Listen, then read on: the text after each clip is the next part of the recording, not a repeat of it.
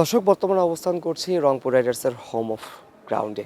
আমার সাথে আছেন রংপুর রাইডার্সের ফিটনেস কোচ রুবাদ ভাই। ভাই, প্রথম প্রশ্নটা হচ্ছে কেমন দেখলেন আজকের প্র্যাকটিস আর প্লেয়ারদের ফিটনেস কেমন? গতকালকে রাতে খুশদিল শাহ এসে আজকেই তিনি প্র্যাকটিসে, তো কীরকম দেখলেন তাকে? না, আল্লাহর রহমতে সবাই ভালো আছে। আসলে এখন বাংলাদেশের ক্রিকেটটা কিন্তু কন্টিনিউয়াসলি প্রসেসে ক্রিকেট চলছে।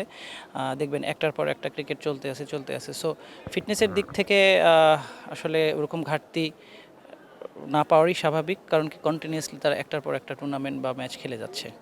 একটা প্রশ্ন যে প্লেয়াররা যদি বেশি ম্যাচ খেলে তাহলে ফিটনেসের ঝুঁকিটা বা ইনজুরির ঝুঁকিটা বেড়ে যায়। টানা ম্যাচ চলতেছিল, আমরা একের পর এক সিরিজ চলতেছে, এরপরে হচ্ছে বিপিএলের পরে বিশ্বকাপ, একটা টানা খেলা হচ্ছে, এরপরে আরও ম্যাচ রয়েছে, খেলা রয়েছে। তো ইনজুরির ঝুঁকিটা কতটুকু রয়েছে প্লেয়ারদের?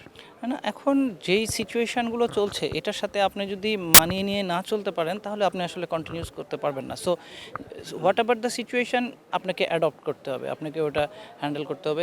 যেইটা ডিমান্ড করতেছে আপনার কাছে, সেইটা যদি আপনি অ্যাডপ্ট করতে পারেন তাহলে আপনি কন্টিনিউয়াসলি বাংলাদেশের যে টপ পজিশন, যে বাংলাদেশ ন্যাশনাল টিমে খেলতে পারবেন। এবং এই ক্ষেত্রে আপনি যেই টুর্নামেন্টই হোক সেটার একটা long process, long plan cricket বোর্ডের থাকে।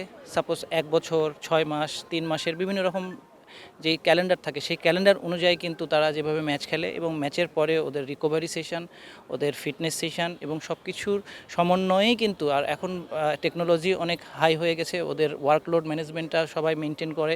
সো সব কিছু মিলে ডেফিনেটলি ওরা এখন প্রত্যেক প্লেয়ারই প্রফেশনাল। আপনাকে ভালো করতে গেলে, ভালো প্রফেশনালি খেলতে গেলে আপনাকে এই জিনিসটা অবশ্যই আপ টু দ্য মার্ক থাকতে হবে। বাবা, এত এনার্জি কই পাও? এই পাওয়ার পাওয়ার চুমুকে অ্যাকশন। একটা বিষয়, নাহিদ রানা বর্তমানে বাংলাদেশের সবচেয়ে গতিময় বলার এবং তার ওয়ার্কলোড ম্যানেজমেন্টে অনেকে কাজ করছে। এবার বিপিএলে আপনাদের টিমের হয়ে খেলবে, তো কীরকম দেখলেন নাহিদ রানার? রিসেন্টলি তিনি কিন্তু তার নতুন অস্ত্র যোগ করছে, ইয়র্কার হিসেবে নিয়ে কাজ করছেন। তো সব মিলে নাহিদ রানার ফিটনেসটা কেমন দেখছেন, আর তার প্রতি আপনার মনোযোগটা কেমন, বা তার ওয়ার্কলোড ম্যানেজমেন্টটা কেমন হওয়া উচিত? দেখেন, ও ও তো বাংলাদেশে definitely one of the fastest bowler, not only Bangladesh, whole over the world.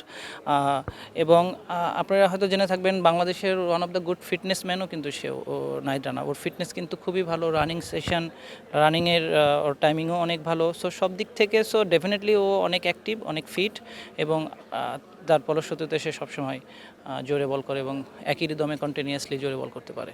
Asia কাপে লিটন কুমার দাসকে আমরা একটা ইনজুরিতে পড়তে দেখেছিলাম, তো তারপরে তিনি রিকভারি করেছেন, সামনে বিপিএল রয়েছে। তো লিটন কুমার দাসের বর্তমান ফিটনেসটা কীরকম দেখলেন? আসলে আমাদের এখনও ফিটনেসে আমরা ওরকমভাবে টাচ করি নাই, অথবা আপনার একটা ডিউরিং দ্য সেশন মানে সিজনে আপনি কিন্তু ওরকমভাবে ফিটনেস করতে পারবেন না। সো জাস্ট আমরা এখন মেনটেন করবো।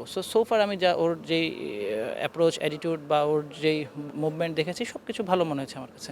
সব মিলে এবারে রংপুর টিমটা কতটা ব্যালেন্স মনে হচ্ছে, আর কি মনে হচ্ছে গতবার শিরোপাটা ধরা হয়নি, এবার কি ফুল কনফিডেন্স কিনা আপনারা এবার শিরোপা নিয়ে? দেখেন, আমরা তো আল্লাহর রহমতে প্রতি বছরেই চ্যাম্পিয়ন ফাইট টিমই করে থাকি। আনফর্চুনেটলি হয়তো একটা দুটা মিস্টেক হয়ে যায়। সো এই বছর আমার কাছে মনে হচ্ছে পরিপূর্ণ একটা টিম, সব কিছুই, সব ব্যালেন্স আছে আমাদের হাতে।